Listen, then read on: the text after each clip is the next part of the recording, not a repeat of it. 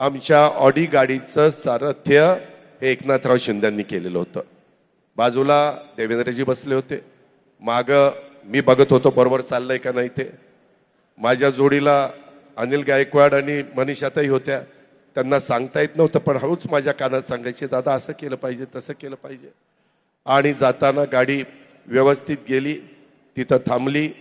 जाताना थोडंसं सुरुवात होती, त्याच्यामुळं कुठंही काही धोका न पत्करता त्याचं सारथ्य आमच्या एकनाथरावजींनी केलं.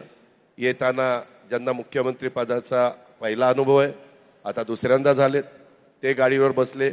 म्हणलं आता ही बाबा गाडीवर बसल्यावर ह्यांना ही गाडी चालणार नाही, आपण LC घेऊया. LC नेमकी आमच्या निरंजन डावखरीची होतीच. तो माझ्या पूर्वाश्रमीचा राष्ट्रवादीचा असल्यामुळं सोपंच गेलं. त्याला सांगितलं चल रे गाडी दे, त्यानं लगेच गाडी दिली. त्याच्यात हे महाराज बसले गाडीवर की गाडी 100चा स्पीड घेतला, की नंतर पार 120च घेतला. मी अनिल गायकवाडांना म्हणलं 100चा आहे का 120चा? ते म्हणले टनेल येईपर्यंत 120 आहे, टनेल सुरू झाला की 100. मी बघत होतो टनेल सुरू झाल्यावर ही 120 ठेवतायत की 100, पण बरोबर त्यांनी 100वर आणलं. का तर टनेलमध्ये लिहिलेलं होतं 100नी जावा. असं सगळ्या नियमाचं पालन करत अतिशय सुरक्षित आम्ही सगळे इथं पोहोचलेलो आहे. आणि तुम्हाला प्रेसमध्ये आम्ही नीटपणे सगळ्या गोष्टी सांगू शकलो.